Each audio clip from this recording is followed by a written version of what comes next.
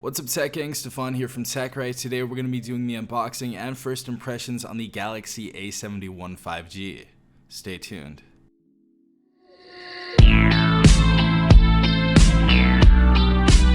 Alright everyone, hope you guys are having a great day. Hope everyone is safe out there. We have the Galaxy A71 5G right here. We're going to be doing the unboxing. I'm going to be giving you my first impressions and telling you what I think so far about this device once I've looked it over. But first and foremost, just want to start off with some things like the price and the specifications, just to go ahead and start you guys off. Alright everyone, so this device is going to be $599. This is $100 more than the Galaxy A51 5G. This is going to be a factory unlocked device. Starting off the display size, we do have a 6.7 inch display. This is going to be a little bit bigger than the Galaxy A51 5G. And going into the display even more, we have a Super AMOLED Plus display. It's going to be 1080p. We have a 393 ppi, 20:9 aspect ratio, and we have an 88.3% screen to body ratio. As far as the front facing camera goes, we have a 32 megapixel camera. We have 128 gigabytes of internal storage with SD card expansion. We also have a quad camera setup on the back of the device. Our main camera is going to be 64 megapixels. Our secondary is going to be 12 megapixel ultra wide. Our third is going to be 5 megapixel depth sensing, and our fourth is going to be 5 megapixel macro. And there is portrait mode on the front and the back cameras, so that's always great to see. We also have 6 gigabytes of RAM in this device, an Exynos 980 processor. We also have a 4500 milliamp battery with 25 watt fast charging, so that's always great to see. And we have Android 10.0, so let's go and unbox this. Alright everyone, so let's go ahead and unbox this, take the top off right here. Alright everyone, so first and foremost, we have our SIM ejector tool. We have our terms and conditions, as well as our quick reference guide. Next, we have the phone on the top right here. We're gonna go and put that to the side. We have our USB Type-C data cable. And we have our 25 watt fast charger in here. Alright, so we went ahead and started booting up the device. As you guys see, we have our Samsung emblem on the bottom of our phone right there. We also have our quad camera setup that we talked about before.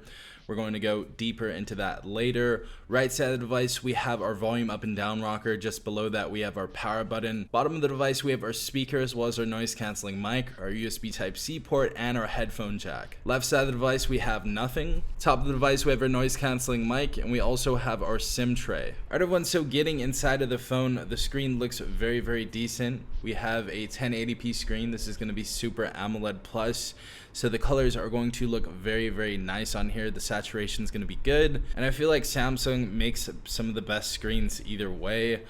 Going down into the drop down bar menu, we have a few different things right here. We have NFC, as you guys can see. We have music share. We have Dolby Atmos. We have focus mode, Samsung Kids, dark mode, the usual. We also have our screen recorder in here as well. And we're running on Android 10.0, I believe Samsung UI 2. We're going to go ahead and test out these speakers as well as the screen resolution on YouTube, so let's go ahead and take a look at that. Alright everyone, so getting into the screen resolution, the video does look good. Let's go ahead and test out the speakers as well. There is no wireless charging in this device, so that's kind of sad, but I really don't use that setting too much. This is pretty much the same speaker we have than the Galaxy A51 5G. I don't really see anything different from that, but nonetheless, it still is a good speaker. I feel like this is a passable speaker. Alright everyone, so getting inside of the Geekbench scores, we have a single core score of 604 and a multi-core score of 1875. And going into the comparison for the single core score, we can find our device placed in between the OnePlus 6 and the Redmi K20 Pro, both these devices having an 800 series processor in them, so that is a very good sign. Going into the multi-core score, we have a score of 1875. And we can find our device in between the Xiaomi Pocophone F1 and the OnePlus 6. So I feel like that's a good place for this device to be. I feel like it's fair.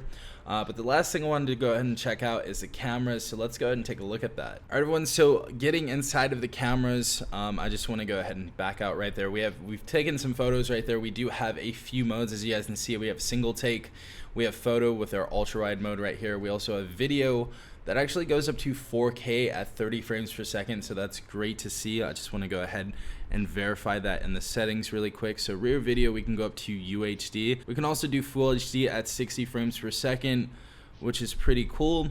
But we went ahead and took some photos. Now the camera setup on this device is a quad camera setup. We have a 64 megapixel main camera, a 12 megapixel ultra wide camera, a 5 megapixel depth sensing camera, and a 5 megapixel macro camera. But we did take a few photos right here, as you guys can see.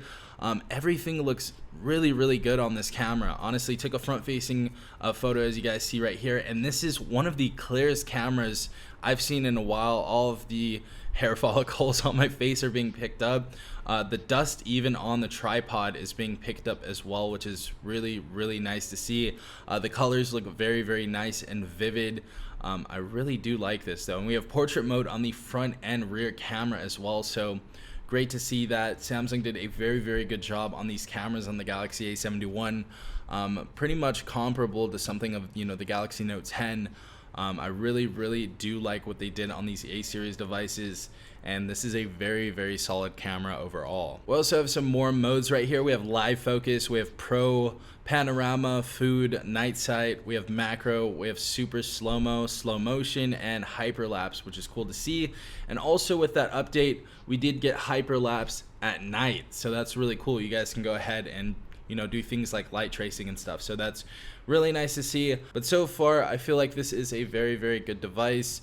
I'm definitely going to do a full review on this device and tell you all of my opinions on it, but I feel like this is a really good device. If you guys don't want to spend $1,200 on the device and you want 5G in your device, instead of the Note 20 Ultra, maybe just go with the Galaxy A71 5G.